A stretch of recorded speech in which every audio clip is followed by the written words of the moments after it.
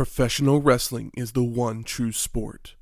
Other sports have their share of intense, dramatic moments, but nothing can compare with professional wrestling.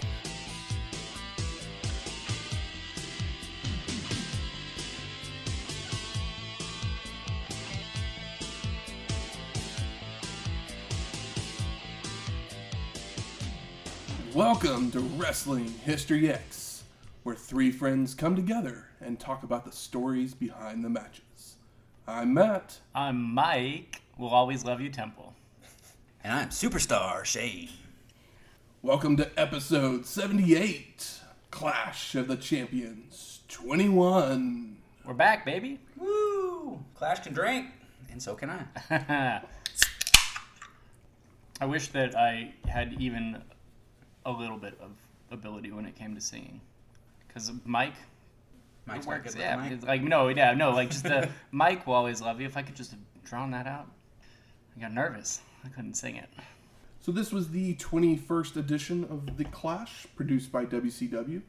It would take place on November 18th, 1992, at the Macon Coliseum in Macon, Georgia. I don't have an attendance. Because it doesn't like to tell me on these Clash ones. They're all the tickets were one off the radio. You just gave them away. That's my kayfabe. Will you cheer if we give you this ticket? Yeah, of course I will. Please? If there's anything that's easy to cheer for, it's a wrestling show. That's true. You even if you don't know what's going on, just like yelling for the good guy or the bad guy is always fun. Absolutely.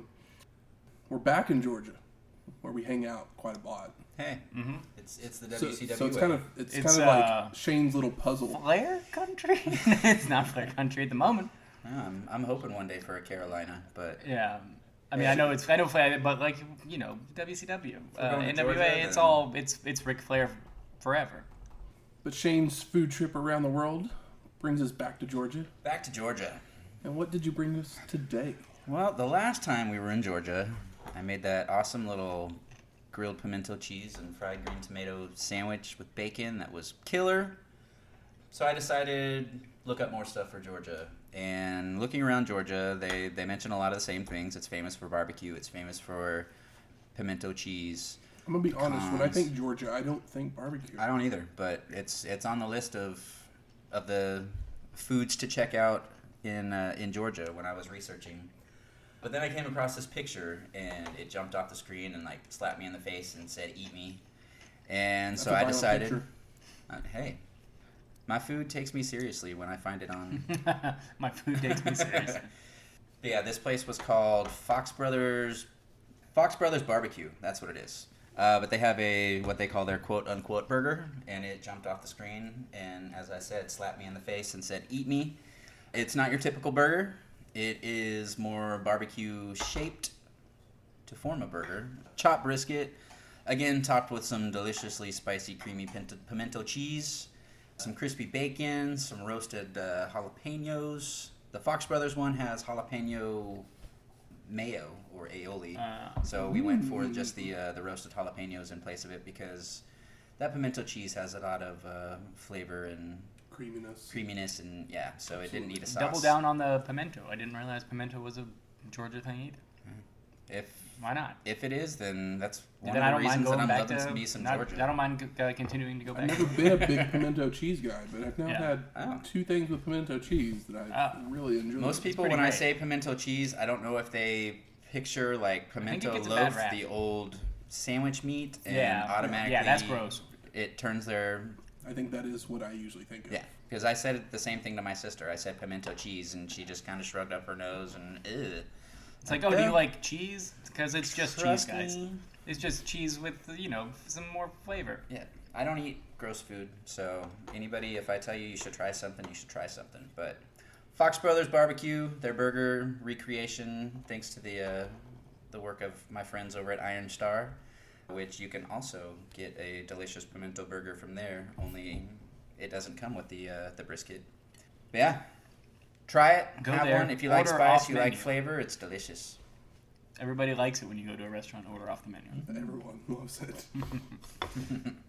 But while they're taking a bite of those delicious sandwiches, very delicious, tell you about something that happened around the same time as the show. The soundtrack for The Bodyguard would release the day before, and the movie would come out the next week. The album itself would go on to be the best-selling soundtrack of all time, and one of the best-selling albums of all time as well. It sold more than the Titanic soundtrack?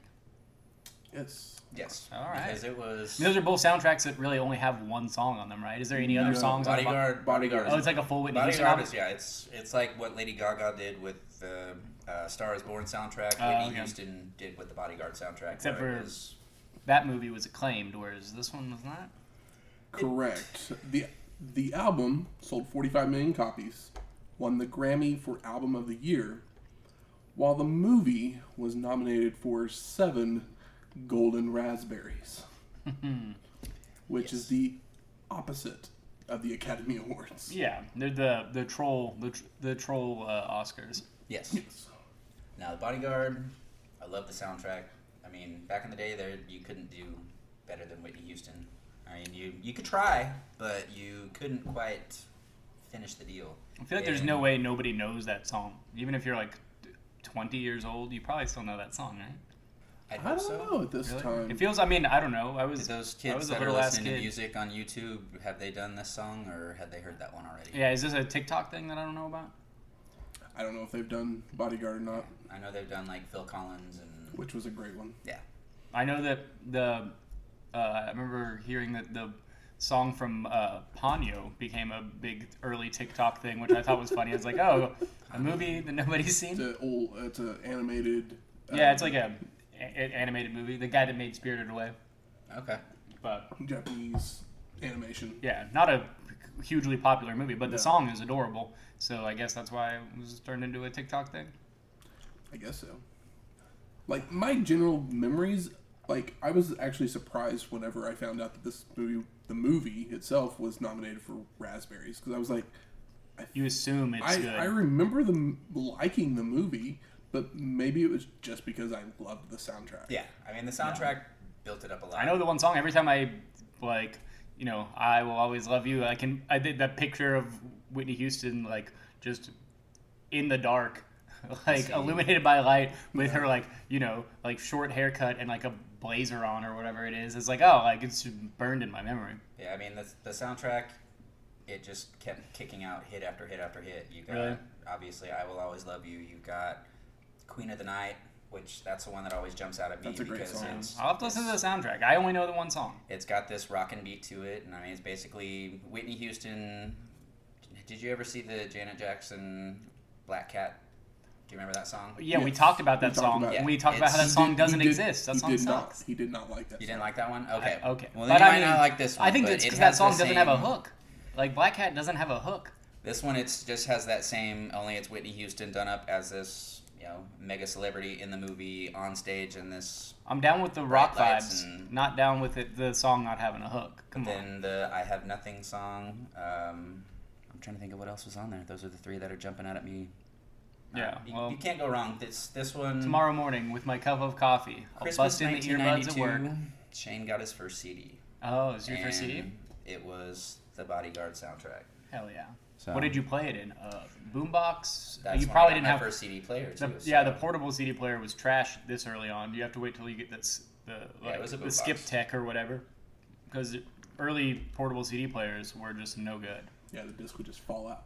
Yeah, it was just like you couldn't move. So it's like, what's the point? Yeah, because if you picked it up and took a step, it would wobble a little bit if it was one of Yeah. the top loader ones. You get those ones that's like 15-second, like whatever. Like those are the stuff that I like using like high school and middle school and stuff.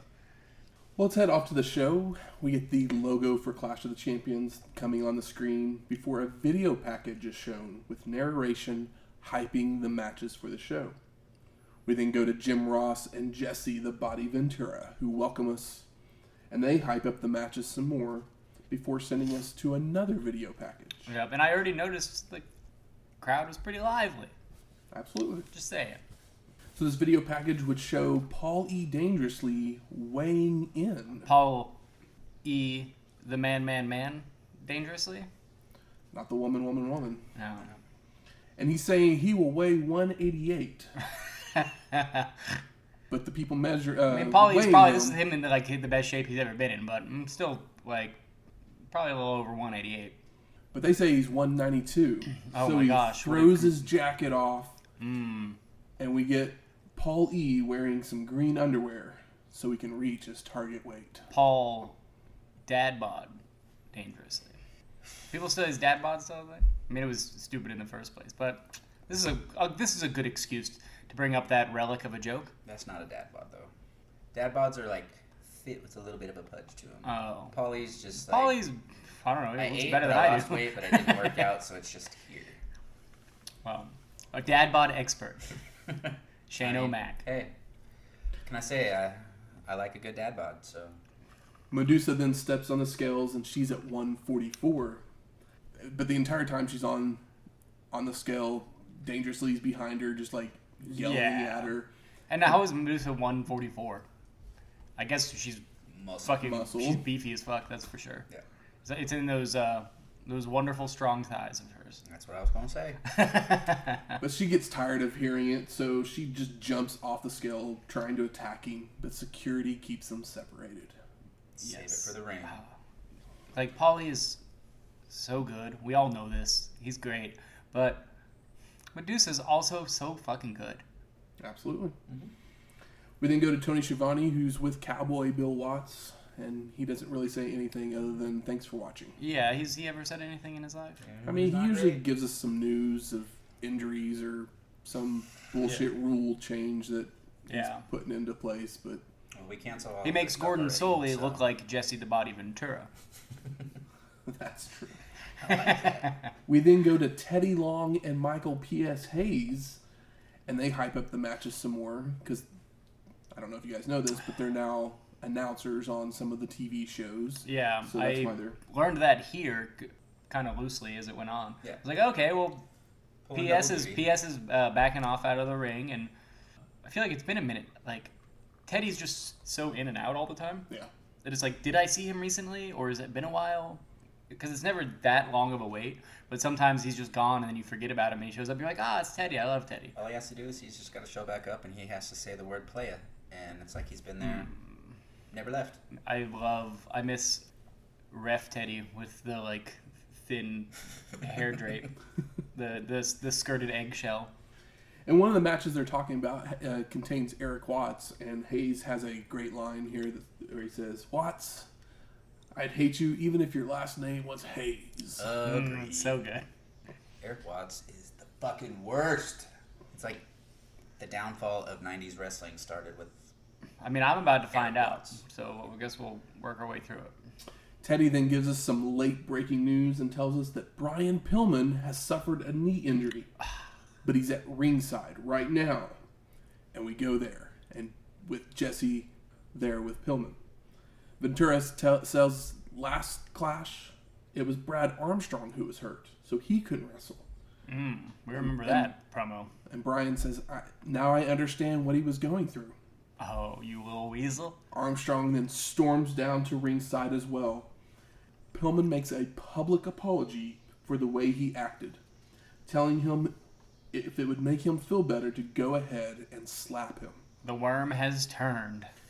As Jesse starts to ask Brad what he thinks, Brian takes his crutch and hits Armstrong over the head and in the leg. The worm did a full 360. Stabbing him, just working him over with this crutch. Oh yeah, he breaks the crutch over his leg.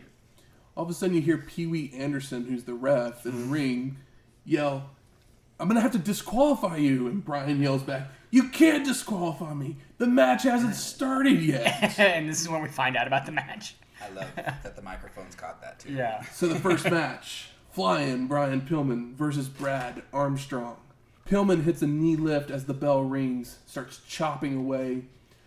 Brad starts fighting back, only for Brian to dive at the knee, making the cover for the pin and the win. And he gets him from behind, I believe. Yeah. Like right behind the knee. Basically like your Brian Pillman doing the like 3-point stance, like but from behind, and Basically going after the knee that Armstrong had hurt. flip bump pin. And what a good way to just make Brian Pillman A real piece of shit. A real beautiful piece of shit. Beautiful piece of shit. We then go to JR and Jesse. They send it to a video package where we get narration over the confrontation between Paul E. and Madusa at Halloween Havoc 92, where Dangerously ran her down, so she responded with a chip kick before security pulled her away. We then see Madusa having training sessions in martial arts before cutting a promo saying everyone is going to call him Paulina. We see Paul E. going through a training regimen of his own with the members of the Dangerous Alliance. It's fucking art. This, like, Paul E. workout, like, package is fucking art. So they're all standing in the ring with some jobber, and he punches him. But the jobber no-sells it. But Dangerously's, like, celebrating the punch, and Steve Austin, like, punches him to knock him down. It's beautiful. To make Paulie feel better. We then get another verbal confrontation between Paulie and Madusa in the back, which gets so bad. Like, it's rough. He's like you were born stupid and shit like that. Like, I did not write down what he said because it is so vile. Yep. You didn't? I probably didn't write it down assuming that you were going to get it, but I mean, I guess we have standards here. And Paulie has none. But it's so bad that the Dangerous Alliance is around Paul E. when he starts yelling. And they're like, nah, dog. They're just like, nope. Yeah, it's like they all disappear. They all end up walking away. Yeah, it's just so well done. But Madusa finally has enough and just starts chasing him as Paul E. dangerously runs off through the crowd. My only complaint with any of this is that, like, I understand that some people, like, when they get, like, really, really angry, they just, like, tear up. And it's not that they're, like, sad. They're just so angry that they're, like, overfilled with emotion. But with Madusa, like, that's not the vibe that I get from her tears. And I'm like, no tears. I don't want any tears from Madusa because she doesn't, like, Paulie, like, it's like she's Madusa. She's fucking badass. We've all seen her. You just look at her and you're like, well, that woman could kick my ass. Like, what is the deal here? But, like, her tears are something that kind of, it's a small detractor. It's a smart thing to do, but I just, like, because I'm like, if she doesn't show any emotion, then and she just, like, stands there and takes it before kicking his ass, then it's like, I mean, like, has no emotions, and it's like true. It's hard to get on her side. I just don't want her to look See, like it's actually bothering her coming from that fucking scumbag. But I guess that's why one of the reasons it works. I wanted her to do kind of along the same thing of not do the sad tears. You know, if anything, show that it's bugging her. More angry tears. Show the anger starting to build through instead of because I mean, if you watched her and listened as she was talking, it was more of a. Like, stop it! Don't say that. Why are you doing this? I can't believe you're saying this. No. Like, I'm fine with the tears, but, like, she just. I felt like that. I want to see the bitch start brewing. It's a small dumb complaint. I want to see the bitch inside start brewing and then just blow up. We then get Michael Hayes with Paul E. in the back live, and dangerously just continues his sexist rhetoric, including. Hey, he's a man in a man's world. He does use the line, the only sacrifice women make is when they're 16 years old in the back of their boyfriend's car. Yeah, that was fucking awful. I mean, he says a lot of awful stuff. And as he's saying those things, we see the jobber from earlier in the video package show up asking for money for the workout. And they just kind of shoo him off like, yes. Like, what are you talking about? Go see Arn, he's over there. Yeah. It's so well done. I'm sure they were like, all right, Paulie, you got this right? And he's like, oh, believe me, I have this under control. I'm still trying to figure out who the jobber was, too. He looked vaguely familiar. They said his name during the... It was Bill Watts Jr., Erik Watts' other brother. Oh, the talented one. Yeah. I remember hearing him say it, but I can't for the life of me think of what it was. It was the Brooklyn, the Georgia Macon brawler. It wasn't someone that I recognized. Shivey. Not Spivey. Dan Shivey. I didn't recognize the name, so I just kept calling him John. Dan Spivey's secret twin brother, Dan Shivey. Different last name. We then go to the second match of the Enforcer, Arn Anderson, and beautiful Bobby Eaton. with Michael P.S.A.'s versus Kenzuke Sasaki and Erik Watts in a bounty tag team match. Yay. So you're asking what a bounty tag team match is? I didn't say it, but you saw it. What was the bounty part? I feel like I've done a few of these episodes with Michael that I know what he's going to ask me. It's like. So Paul E. has put a cash bounty on Watts' head to have someone injure him because everyone hates Erik Watts. Well, if we had a time machine and $80, I bet Shane would do it. I do. Shit, I wouldn't even need the $80. I'd just do it just to get him the fuck out of the ring because he's worthless. Oh. Yeah. Oh. Yep. I said it. Save it for the pinfall. So Beautiful Bobby shows disrespect early on, slapping Erik across the back of the head. God, that would be awesome. Only for Watts to return the favor, slapping Bobby across the face. Eaton then locks on an ab stretch, which Erik escapes with an arm drag and charges in, but Beautiful Bobby ducks, sending Watts out to the floor. But he immediately gets back into the ring and leaps off the second rope, which Eaton ducks, so Erik returns with a clothesline. Bobby with a monkey flip of Kenzuke, but he comes right back with a dropkick. Sasaki charges into the corner, but Anderson pulls Eaton out of the way, and then Beautiful Bobby dumps Kenzuke out to the floor, where Hayes hits a cheap shot. Double A begins choking Sasaki, while PS gets another cheap shot in, which brings Watts over to confront Hayes, but the ref is there to break it up, which allows the Alliance to work over Kenzuke. Eaton misses a clothesline, and Sasaki hits a power slam. Erik's in with a monkey flip into some ground and pound, a back body drop, and Arn and Kenzuke both come in to brawl as well. Watson hits a fireman's carry for a 2 count, but Bobby goes to the eyes, heads to the top rope, only for Erik to catch him with a shot to the gut. Locks on the STF for the submission and the win. I loved Arn's, moment where he saves his buddy. Okay, Shane, floor is yours. I hate Erik Watts. He was fine here. I hate Erik Watts. He's green. He's green, but he still did some stuff. He's not I'm sure he probably doesn't go on to do anything great or whatever. But I was like, I never heard you complain about it earlier, and I was like, this was fine. This is a documented case of a pissing contest between Dusty Rhodes and Bill Watts. Dusty Rhodes' son comes in and can do all this stuff. He's great in the ring. He gets the crowd's attention. He can main event. Natural? Yeah, he's a natural. Oh, you're not gonna get me to fight that. But then, Bill Watts, with all the success that Dusty's son is having, thinks I should bring in mine. And this is what we get. We get a guy who can barely move in a ring, who does one of the sloppiest STFs I've seen in any match over all of my years. Has no personality, has no crowd interaction, should not be put into this type of a match this soon. You know who I felt the My worst argument for in this is entire match? Kenzuke? Sasaki. Yeah. Like, hey, you have to tag with Erik Watts tonight. Yeah. It's like, we're going to bring Muda over, and we're going to have him get pinned 3 times. I'm sure that I will... Or Sasaki over, and he's going to get Erik Watts as a tag team partner. I'm sure that all have... I'm not into the nepotism. There's no way Erik Watts should have won this, but this is the only time I saw him, and I don't think it was the worst showing I've seen in a ring. 20 for years from this show, for a match you'll be complaining just as hard about Garrett Bischoff, which, yeah, he at least had a better look, but just as little What about talent. David Flair? I'll complain about David Flair, he's too. dead. We can't complain about him. We can. Is he dead? He's not the dead one? No, that's okay. Reed. Yeah, that's Reed. Sorry. We then go to the locker room. Tony Schiavone's there with Teddy Long and Johnny B. Bad. And Bad has some boxing gloves on and is getting ready for a 3-round fight.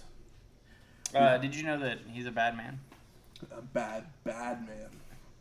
We then go to a video package where Scotty Flamingo knocks Johnny out with a roll of coins in his hand. The old $10 punch. Is it $10 a roll of quarters? Yeah. Okay, cool. Got it. Nailed it. So that's what set up this match.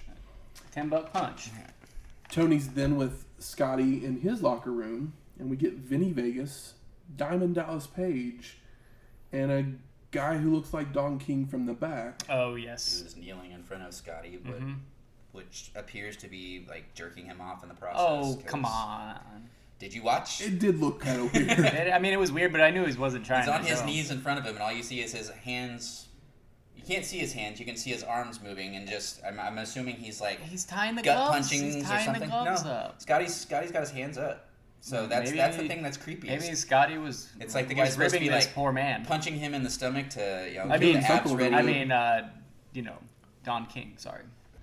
And Tony interviews Vegas, and he says the odds are 75-1. My man eats a canvas, and then makes a lot of boxing analogies.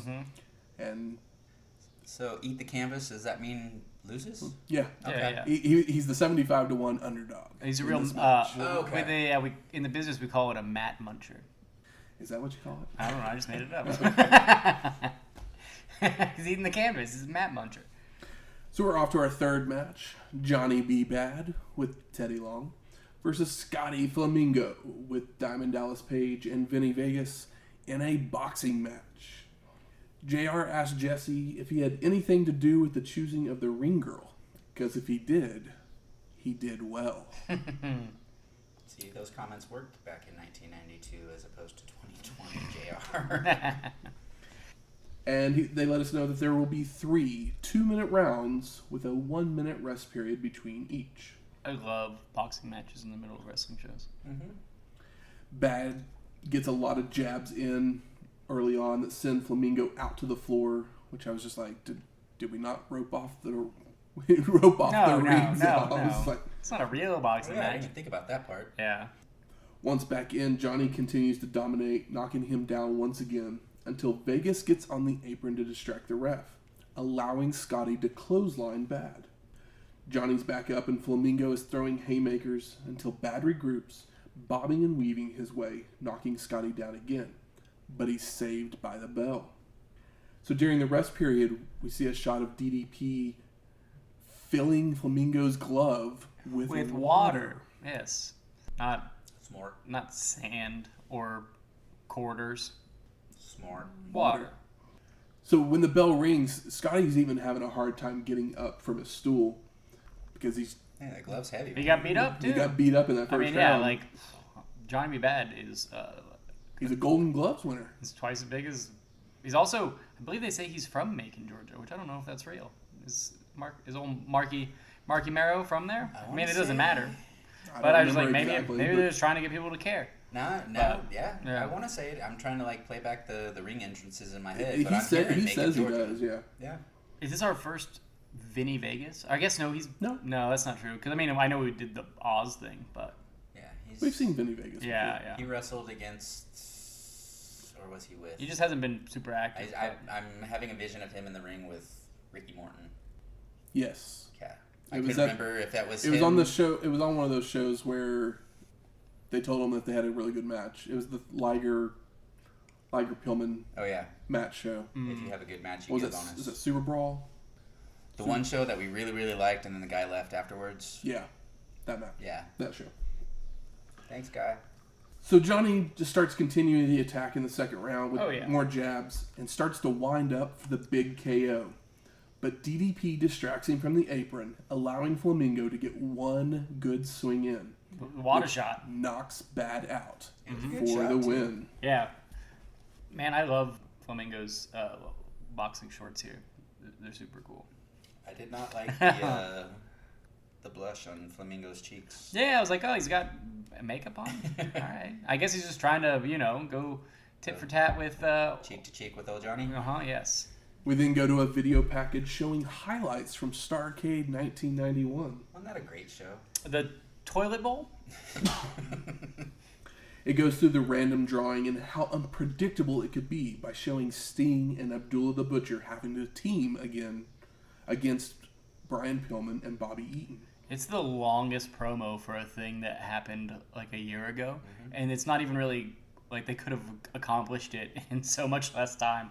I was like, why is this going to build into this year? Or is it why is this so long? Very weird. Because they're going to do the Battle Bowl and I know that, leave but the lottery thing again. Still, it's like, why do we need to see this much Abby? Like, what's going on here? there was something in this highlight package that I noticed. I don't know if I noticed it when we covered it, but Pillman actually celebrates when Sting wins. Yeah. Even though that meant that his team lost. That's because he was still the ultimate good guy back then. Exactly. Yeah. He didn't get pissed off at Z-Man or Brad Armstrong yet to show his true rage. We then see highlights of the Battle Bowl with Sting winning. And then we get the call your local cable operator to get Starcade 92. And I did, but they told me I was 28 years too late. Oh, yeah. Starcade 92 Toilet Bowl, too. See, I miss the days of being able to call my local cable operator and order a pay-per-view. That was, I don't know, it's a weird thing. Yeah. It's like missing the sound of dial-up. Oh, where, yeah. You know, every now and then you just want to hear it. And that's how it was back in the day with ordering pay-per-views was... Sorry. You'd get the build-up for it as you're calling, you're waiting, and then all of a sudden they get through and you tell them that you want to order it, and they tell you that, all right, you're good to go. Make sure you have your TV set to channel 306 or whatever it is. And give me that credit card number. And, I don't know, it's just, then you have that internal glow for the next week because somebody on the phone told you that you're going to get to watch, I don't know, Battle Bowl. Yeah, nostalgia is a hell of a thing. Yeah. Pushing a button on your phone now and just having it show on the screen that, you know, purchase completed. Success. Give it 5 years and everything new piece of, like, television or film is all going to take place in the 90s because right now it all takes place in the 80s. So once we get there, you'll have plenty of dial-up sounds.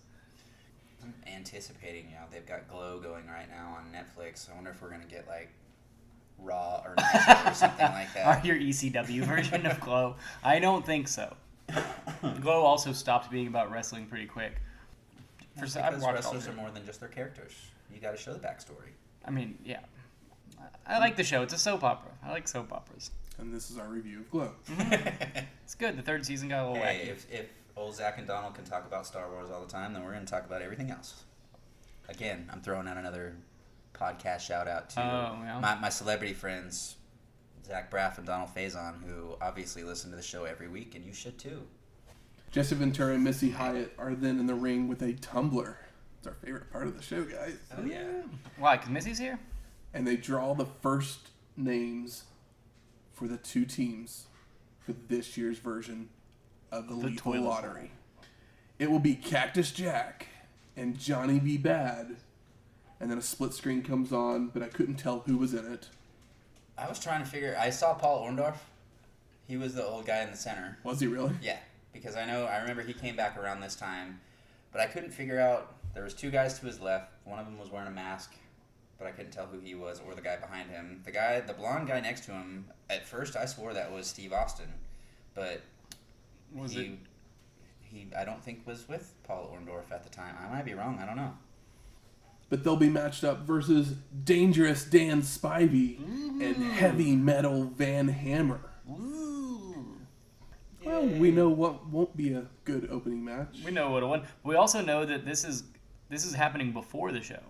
So anything can happen. So it's nice to know that the Lethal Lottery, like, some of these matches are not happening all on Starrcade. I popped for that. I was like, okay, well, we're going to get some of this out of the way. No, that match is going to happen on Starrcade. It's just the first match.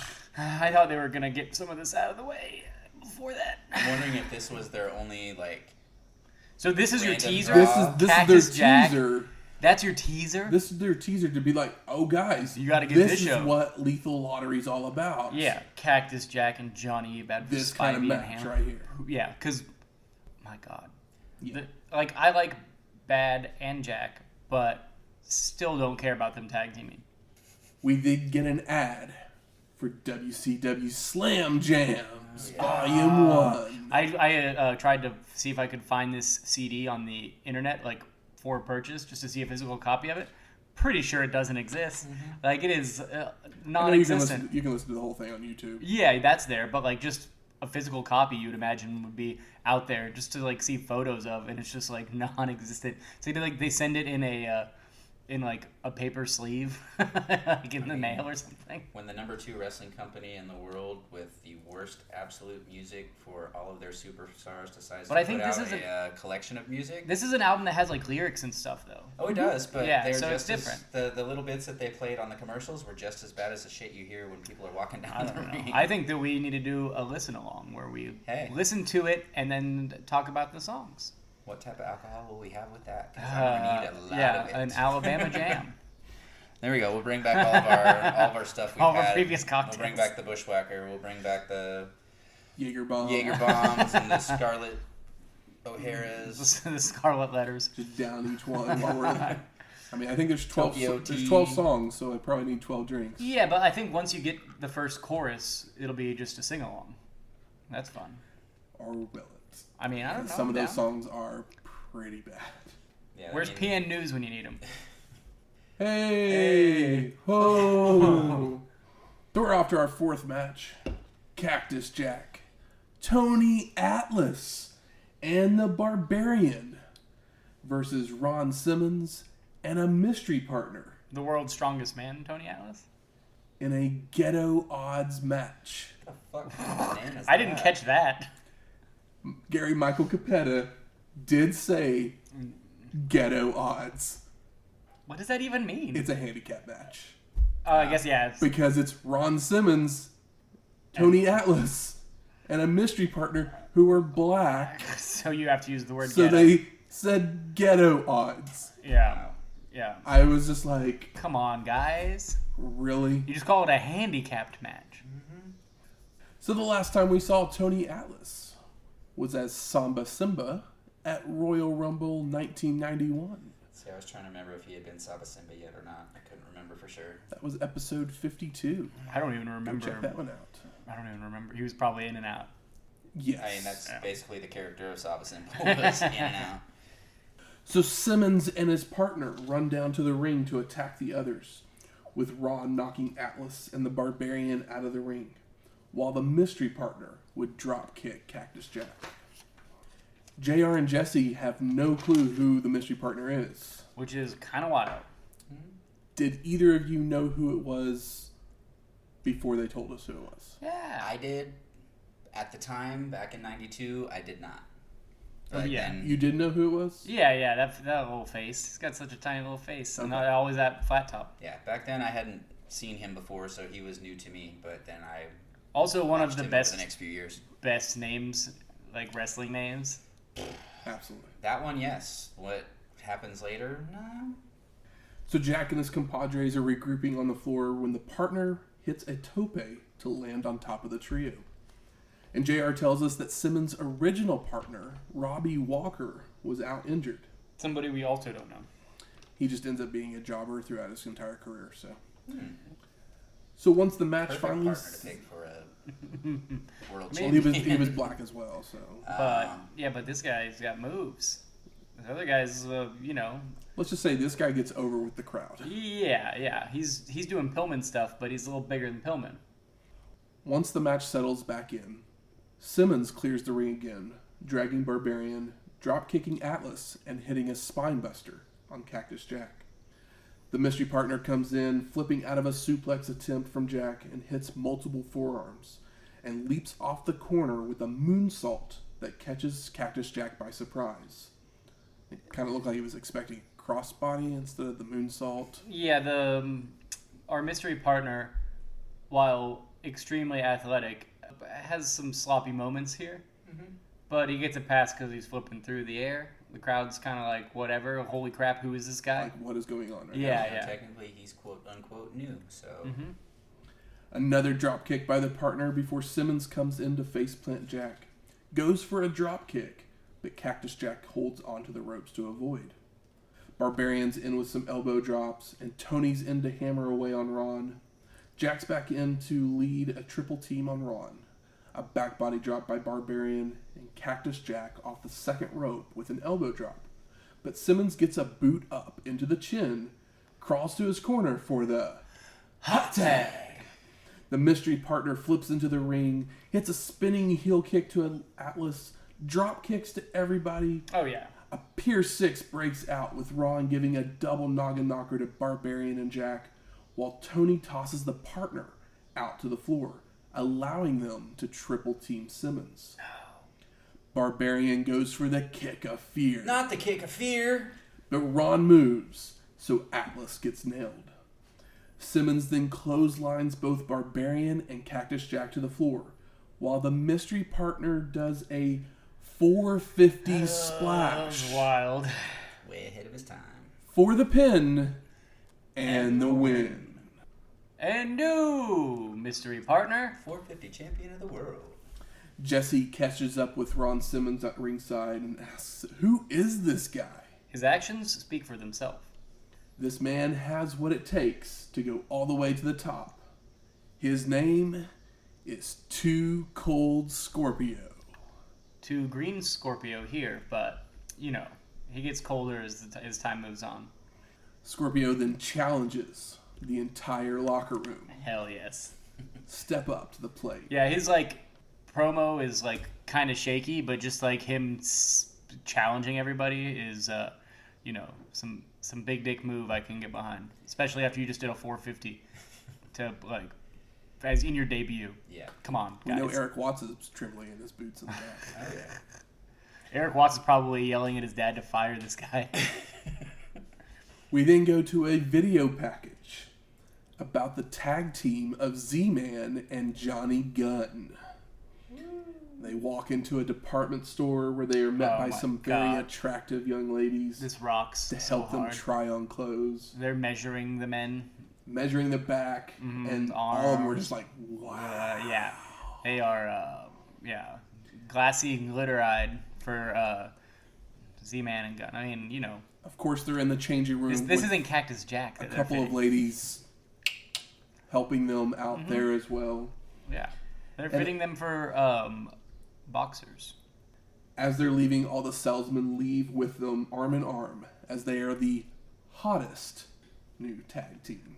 I did love that they just kept bringing more clothes, and the manager or owner or whatever had the old school credit machine, and he's just well, they're gonna spend this much money, because they just kept cutting back to him. They're just bringing more clothes for. I hope that they get a tag team name, but they probably don't last long enough for that anyway. Justice Z-Man for and Gunn. Justice Come for on. Z-Man. Tony Schiavone's then in the back with Rick Rude. Gundam Z. They're an American otaku team. Great, now I'm thinking Gundam style. Okay, yeah. I'm thinking of giant robots. Sexy. I was gonna sexy wrestlers. Tony Schiavone's then in the come back on, with Z-Man. Rick Rude. And Tony says, "Last night, Sting got one up on you verbally." And Rude says, "Well, tonight it's going to get physical, and I will come out on top." As they had a meeting of the minds the previous night on one of the other TV shows. Guess what happens next? Another ad for Slam Jam Volume 1. Sexy wrestlers. That's the first track. It's for Z-Man and Johnny Gunn. Actually, it's Ron Simmons' theme song. Oh, I know. It's a joke, man. JR and Jesse then talk about the arm wrestling competition. And we get a video package about it, going over the entire tournament. Over the top, just, theaters everywhere. Basically, if this mattered at all, I would give updates. Shane does not like that I brought up Over the Top. No, I love Over the Top. I just know Okay. that was a few years Later? before. Oh, before? Yeah. Okay. It was 92 when it was on television all the time, and I was seeing Probably it so. every Saturday afternoon It was on probably playing USA. on TNT on Yeah. repeat. But if this arm wrestling tournament mattered at all, I would give updates. But it doesn't because we never see it ever. Yeah. It's only on the I was TV just shows. glad that they didn't do it on this show. I expected to see The finals of a the arm match or wrestling whatever. tournament. They show a clip of a match between somebody and somebody, but I don't even remember. But it was actually a shoot arm wrestling competition. So Oh yeah. So we don't know who won? have no Yeah. clue. It was I don't care. Enochiism. We then go to Michael Hayes in the back with Paul E. dangerously, and In what headgear. is Paul E. going to do but cut another misogynistic promo? Yeah, in headgear, so it looks like a dweeb while doing it. It's the karate, boxing headgear. So we're off to our 5th match. Paul E. Dangerously with Michael PSAs versus Madusa. And as you said, Paul E. has some headgear on, elbow pads. Oh, yeah. He's protected, you know. And as they're showing the tell of the tape, JR tells us that Dangerously has hit Madusa and that she is just laying in the ring. And then it comes back to screen, and Madusa's laying in the middle of the ring. Yeah, but don't they show her run to the... Yeah, but yeah. Shows are running, but then they go to the tell of the tape, and then before we know it, they don't get the hit. We don't actually see the hit. Oh, I think you see in replays the telephone, right? Yeah, he hits her with the telephone. And it like breaks to pieces. Yeah. Pretty violent. Paul E. then begins cutting another promo saying he wants a kiss, so he leans down to pick her up, and a wig comes off. Oh no! Madusa's a man. Dangerously lifts Madusa's head, and that's not Madusa. It's the jobber from earlier. Oh, yes. The real Madusa then rolls into the ring, hitting a chick kick and attacking Paul Lee. She body slams Dangerously, kneeing him to knock him from the ring. Paul Lee starts leaving towards the dressing room, but Madusa chases after him behind the curtain, only to bring him back to the ring on her shoulders. Madusa looks so badass. Like, just the determination in her face, and she's just... Yeah, she looks like a shoot badass here. That's right. It's fucking awesome. This is the bad bitch I've been waiting for. All of a sudden, a clock on the screen shows up showing 2 minutes remaining. That's never a good sign. As the match had a 5-minute time limit. Okay, I thought it was they messed up in the back. And it was just like something where it's like timing for the show or whatever. Madusa's climbing back into the ring when Hayes trips her up from the floor. Dangerously then poses before going up to the top rope for a double axe handle, before posing a little bit more. But Madusa's right back up to hit a clothesline as Paul E. turns to face her. Several knees and then a second rope dropkick from Madusa. But instead of going for a pin, she begins to strip him and Dangerously just bails out to the floor again as time expires. Because Paul E. Dangerously, the Psycho Yuppie, is not a man. He was unwilling to do the job for a woman. So that makes him a pussy.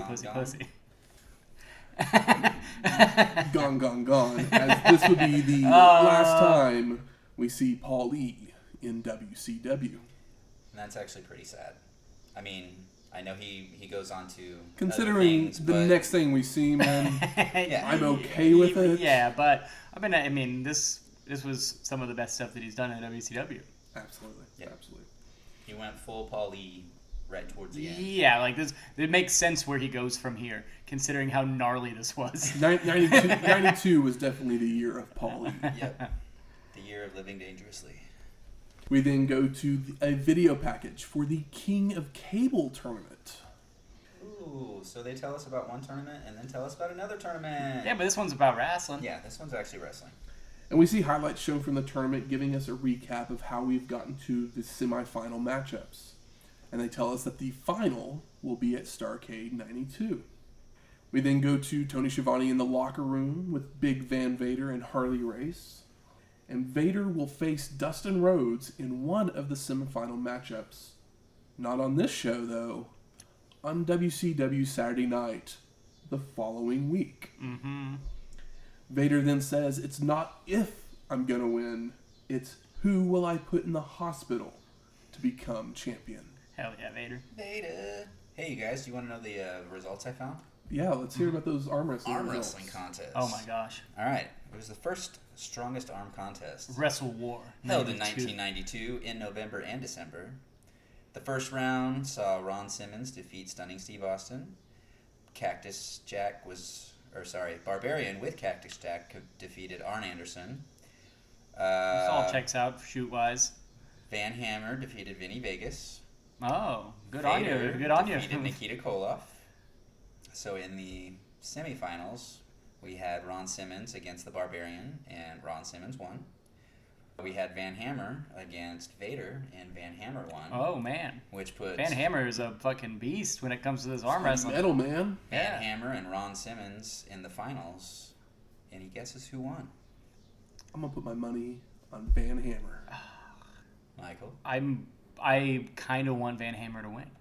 Well, you are both correct. Oh my god. Van Hammer defeated Ron Simmons to win the tournament on December 19th, 1992. And, spoiler, they came back for a second tournament in 93. So what you're telling me snap. is that heavy metal Van Hammer is over the top. How does he not get a push out of that? How does he not get a... I guess that movie already happened. Over the top. Yeah, but over the top too, but this time it's Van Hammer.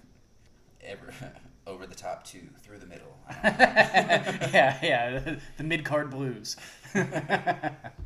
So we're off to our sixth match. Ravishing Rick Rude versus Sting in a semi-final match for the King of Cable tournament.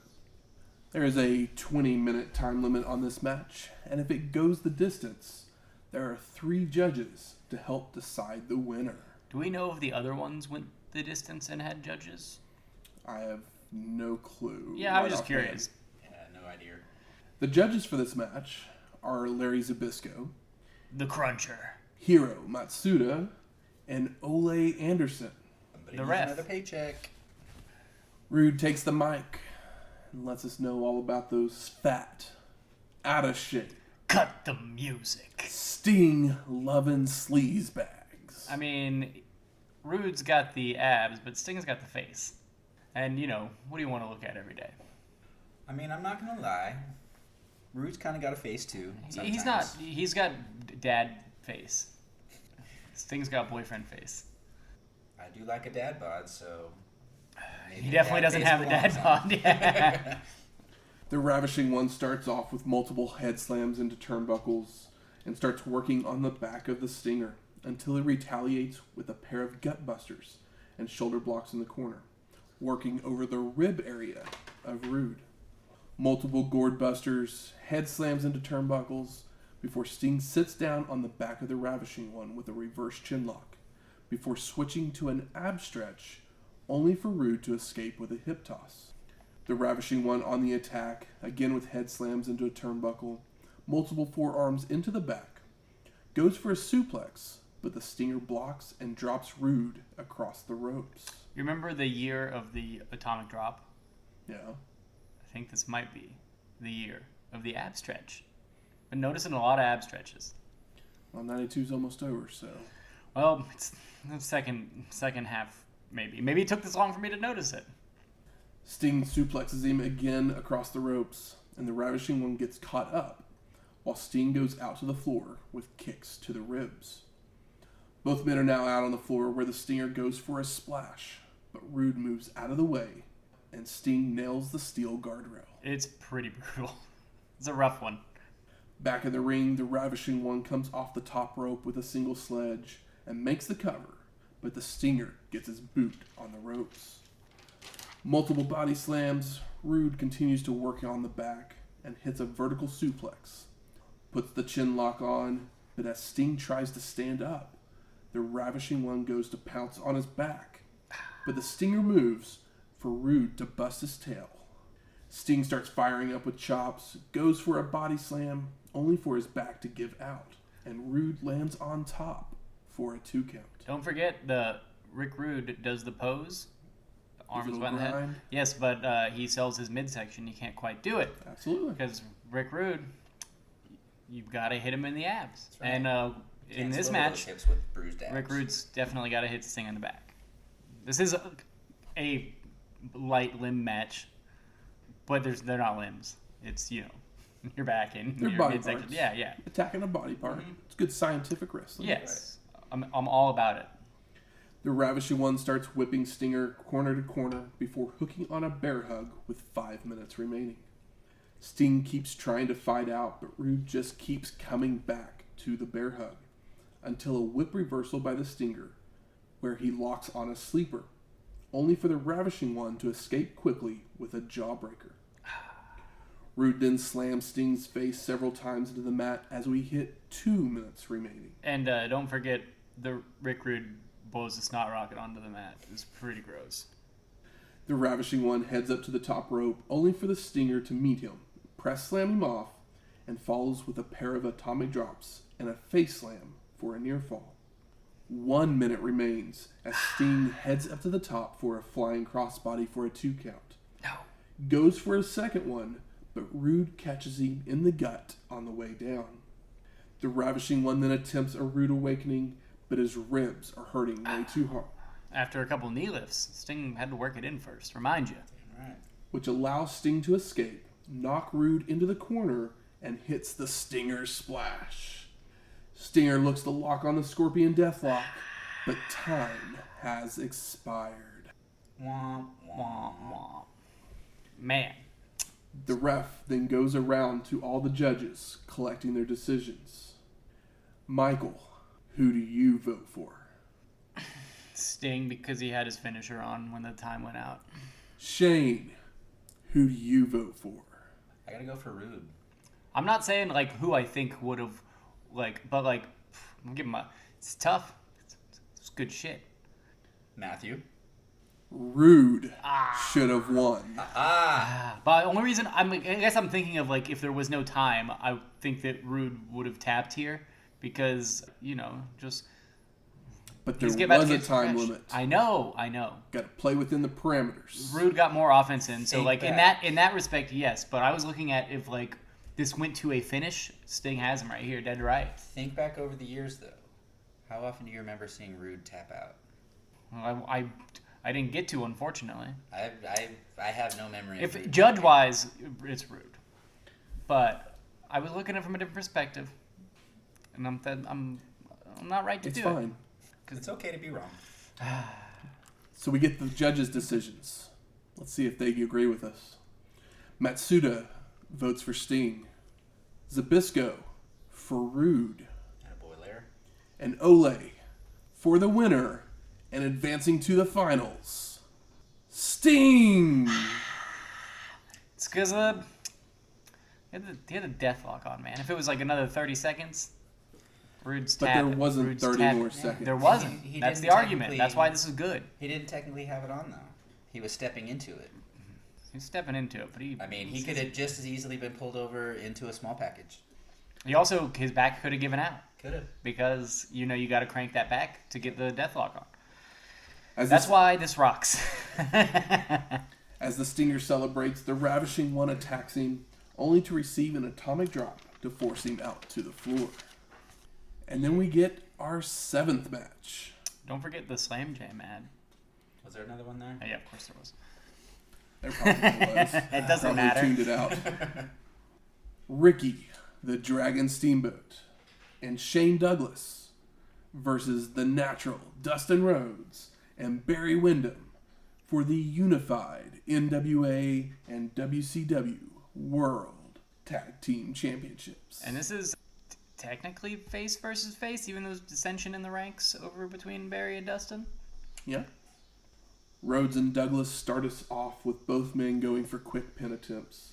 Then a feeling out happens going on with arm bars, arm drags, and drop kicks before tagging their partners in.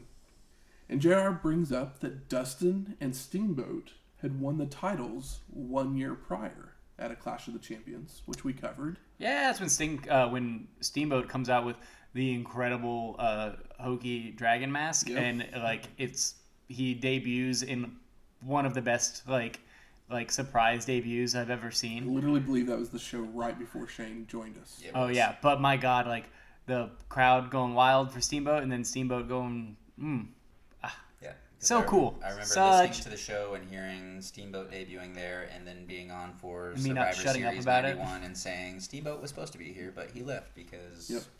But that mask and just Steamboat in there with some wrestlers for a change, memories.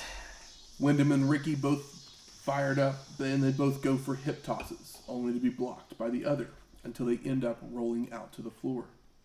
Shoving starts happening, but the partners come out to calm everyone down because they're all buddies. Yeah, they share the same locker room. Back in the ring, chops are traded before the Dragon with an atomic drop. It's a nasty chop fest, by the way. These are big loud chops. And an arm drag into an armbar, allowing Steamboat and Douglas to begin to work the arm of Barry. but he tries to escape with a suplex, only to be blocked and reversed by Shane, and goes right back to the arm work. Windham's fighting out again and misses a corner charge, so the arm is being worked some more when Ricky and Douglas hit a double back body drop. Shane goes for a crossbody, but Barry ducks, causing Douglas to land in the ropes. Rhodes is in with an elbow drop, Windham back in with a double drop kick with his partner, and hits a snap suplex, while Dustin comes in with an elbow drop for a 2 count. The Natural goes for another back body drop, but Shane turns it into a sunset flip for a near fall. And now the champs are working the arm of Douglas until they hit a double clothesline for a 2 count. And they're doing a lot of quick tags. Like Dustin and Barry are quick tagging it up in between all this. Shane fights back, hitting a crossbody for a 2 count, but Barry comes in with a back suplex to regain control. Windham keeps it up with a lariat. The Dragon keeps coming in to have words with Barry, allowing Douglas to fire up with another crossbody for another near fall. Dustin tries to retaliate with a drop kick, only for Shane to hold onto the ropes and make his way to the corner for the hot tag. Steamboat's in with multiple shoulder blocks on the Natural, crossbody for a 2 count, but Dustin comes back with a hip toss and a drop kick for a near fall. Rhodes continues on the attack with an inside cradle and a shoulder block, begins to run the ropes, only for him to run right into Ricky on a leapfrog attempt, and the Dragon is hurt. He gets the Natural head to his natural nuts.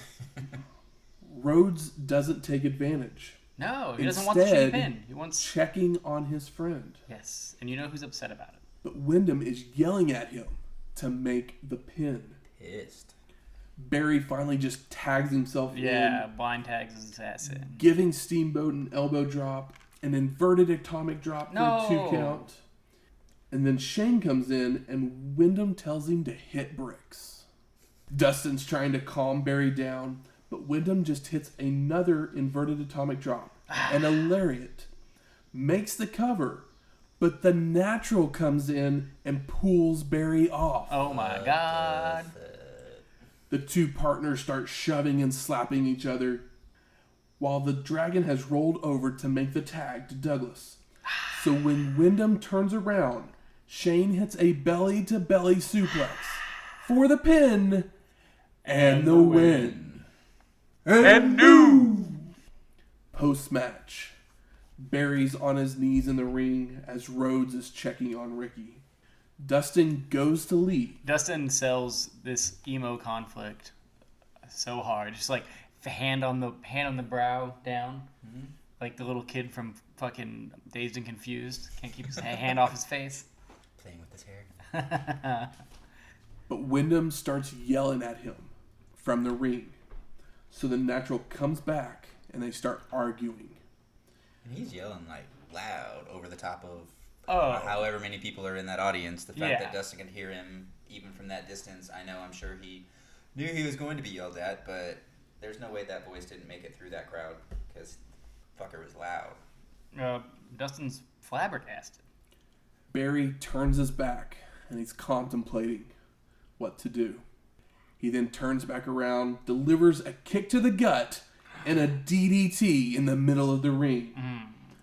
Pushes the ref away. That's a fine. And then delivers a superplex. Also, he spits on him. Regular spit or snot rocket? No, not a snot rocket, but honestly, I don't know what's worse. They're both disgusting. And more officials come down to help break up the beatdown. We then go to the back, and Jesse's there with Steamboat and Douglas.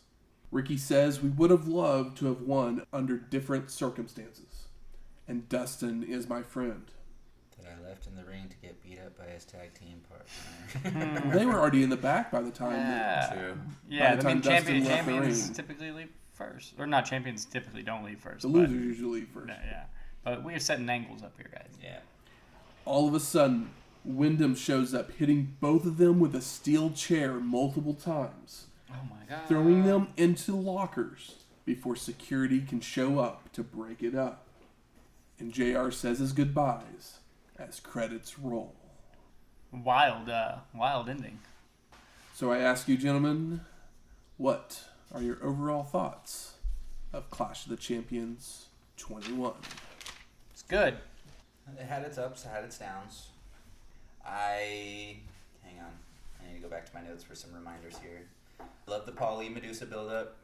I love Michael Hayes hating on Erik Watts as much as I do. The little Pillman swerve was a fun treat. And then we dip down into the not-so-exciting stuff with the Erik Watts match, followed by the next couple of matches, which were just kind of...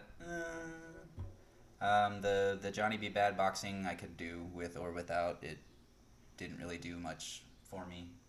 But then it picked back up towards the end, because you've got Sting, you've got Rick Rude, you've got Dusty, Barry, Ricky, and Shane. I feel like I'm naming off a boy band there. That's I mean, Barry's the old one where you're like, why is this guy here? Look at this. Who wants this face? He's the is it Chris from NSYNC? Is he the one that had the doo-doo dreads? Yes. And there's Kevin from Backstreet Boys. He's the one that just looked like he's your the uncle. old guy. Yeah.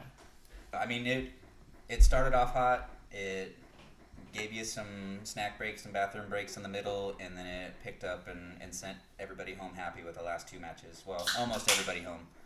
Yeah, Rude should have won, but I'm still happy, even though I had to sit through a Erik Watts match. And that's all I'll say for now. So, I feel like this show was the perfect way I think the show for a match, for a Almost show perfect. to be booked. I think that the show is like the wavelength of like the highs and lows is just like it just makes it so watchable. It's just like I feel like that this show is booked to a T for consistent enjoyment. Exactly. I think that it's kind of perfect, even though it's not the greatest show. It is not. No. But I feel like it's it's like I'm all about watchability when it comes down to it. The goofy stuff is on the undercard. The goofy stuff's pretty good. It's pretty good. I mean, I think we're all going to agree. Erik Watts should not be in a No, ring. no. Ever. I But that match was short, and he and definitely it- should not be beating Arn Anderson and Bobby Eaton, Ever. who are No. former No. tag team champions. No. Yes, we all agree with that. Yeah. But Pillman and the Pillman Armstrong thing, 25 seconds, like you're not going to do your because hot. basically, you had the goofy stuff on the undercard, but you had a lot of angle building with certain things. Mm-hmm. You had setting stuff up down the road in the man. Windham. I cared about all the stuff. things too. That's impossible to get me to care about about everything. And for the most part, every match was pretty good. There's no duds because like even the stuff that's like your silly boxing thing, like yeah, the water part of that is stupid, but outside of that, it's like executed really well. If It that looks boxing good. boxing match had gone to the third round before No, they had no. done the water, it probably would have gone on too Honestly, long. if the water was sand, then I'd give it fucking 4 stars for enjoyment purposes. But the water thing is the only thing that took me out of it because I'm like, the water just seems silly. Or if they did quarters, because then it's a Have you ever callback. been hit with water? No, I know it's terrible, but it's just weird to me for some reason. I feel like it's not enough. I mean, you pull a towel out of the washer and smack somebody across the Oh, face yeah. with it. It's break gonna hurt. my little neck. Don't do that.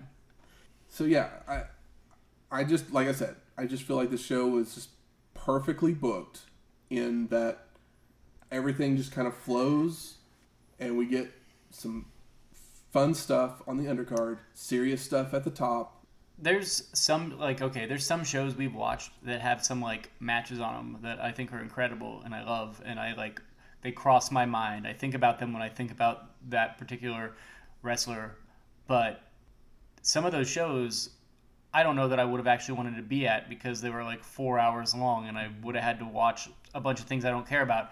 This is a show that I would have loved to be at because it's just so enjoyable. Like there's no like, to me there's only one piss match and the piss match still has Sasaki, Arn Anderson, and Bobby. Eaton. It's also only 6 minutes and kind of everybody gets a high spot. So I agree. Yep. Good. Where's the smart marks at? All right. Fuck you. I think it's time we smark it up. So some of the best moments of this show. I mean, The We're all gonna Barry love- turn. I mean, the Barry turn is really good. It's been seeded along the way. I mean, if we were watching the TV show every week, we would see those seeds a lot more. Yeah, but I we still just, knew we about just them 'cause kind they've of been saw going it at on the for long last enough. show. Yeah. But they finally completely paid it off here, and it makes complete sense. Plus, we get a Steamboat and Shane Douglas title win. So I mean, like, I'm always for it. there's Steamboat, only Shane one Douglas. match here that doesn't have an opportunity for it to be your moment of the night. Every single one of these, there's an argument for there being a moment there that you enjoyed more than any of the other ones, with the exception of the Erik Watts match. I mean, Two I Gold didn't. Scorpios, I mean, 450. I'm gonna say I don't. Brian Pillman's swerve in 25-second promo into a 25-second match of assholery. I don't Gorgeous. love the jobber in women's clothes making everyone think that's because it's obvious that it was not Madusa. No, but by the time the match was over, you forgot about that because you cared did so much. But It at was the like, same oh, whatever. time, I just would rather have Madusa kicking Paulie's ass for 5 minutes instead of 2 minutes, and then she just strips him of his clothes and he runs off. Yeah. Like I'd rather Madusa get a clean win. It was a whole lot of build up, and then we got just like this teeny tiny sliver of joy from it. But I assume that they were served its probably purpose. planning on doing something again. I mean, that's the assumption. I mean, I don't know But if they knew. either Paulie way, this was wasn't leaving. the worst blow off I've ever seen. No, absolutely That's not. for damn sure. I'm not saying that it was the worst thing. But Yeah. No. And the Sting Rick Rude match was incredible. it's a great match. It's such a good it's match. definitely the best match on the show, Oh, yeah. in my opinion. Mm-hmm. I wish I mean, this is we all know why Sting won because they want a face and a heel, and then if this was the final. But if this match went the distance, it had potential to be Steamboat Rude amounts of good if they were working towards a more concrete goal as opposed to this being a push kind of because it's one of those things where it's oh yeah, that's the judges though, but we all know that Rude got more in, so if you were watching the match, you still know that it's not a clean win. There's arguments to be made. It's it's pushing the feud, and in that regards, it's fucking perfect. anything disappointing other than Erik Watts? Yeah, no more Erik Watts. We know. As much as I love the Paulie Madusa, I wish they would have, especially, I mean, granted we don't know the circumstances of why this was his last time in WCW, but if it was known that he was going to be leaving, I would have liked to see her actually get a little bit more Yeah, I mean, he probably knew what he was doing, but he definitely wasn't telling anybody. Also, carrying over the theme that I've had on a few WCW shows, I love Ron Simmons, but this is, again, another show where he is the champion and nowhere near the main event. We can say that about WWF too sometimes. Sometimes. Every time that it's not on Hogan. He's the champion, but he's still just a mid-carder. Yeah. Yeah. I mean, And he's not viewed as I mean, he's the just top not. guy. He's just the guy He's not holding the Sting or belt Rude. until Flair comes not back. many No. people are Sting or Rude. Though, Not everybody takes to wrestling like Sting did. spoiler alert, Rude gets a chance out of this match. So, he's pushed a little bit even more. I want that. That's all I want. That's all we all want. Yeah. Rude, Rick Rude is so good that he could be the heel champion for half a decade for this company. He's that fucking good. It's a bummer that, he wasn't over here earlier, but they got him now. And who's a better replacement for Ric Flair? I mean, it's not the same guy, but as far as a heel that can work and do the thing and is extremely dislikable. He's even more dislikable than Flair at this point because Flair had been around for 10 years, so people just, came around to him. Whereas Rick Rude, it's fuck this guy. Yeah, Rude finally found his voice in WWF and then was gone. Yeah, some people are always a babyface. You're Ricky Steamboat. Nobody wants to see him as a heel. That's silly. But Rick Rude is the kind of guy that should forever be a heel. Yeah. How about best performer of the night? I mean, it's basically always Rick Rude, right? It's just kind of always Rick Rude. I feel like you can pretty much give it to anybody on this card because everyone does something that's entertaining. Yeah, like Too Cold was like Except for sloppy, you, Erik. but he nailed what he needed to nail when it came down to it. God, popped so hard for that 450 splash. I totally forgot about that. That is like the best moment of this show. I shit my pants. I was like, what in the fuck? Like, I gotta flip back through, see what... I'm like, I even loved Vinny Vegas in this show. Yeah. Like, that whole match is just fun. I think Scotty Flamingo, Johnny Be Bad is an incredible way to spend fucking... It's a 3-minute match, but, you know, it's about probably 10 minutes to... Or, you know, 8 minutes if you get all the promos. Pre and post yeah, stuff, but all that stuff's done pretty well. But, like, it's a great way to spend, you know, the amount of time it takes to eat a sandwich. Anything surprising?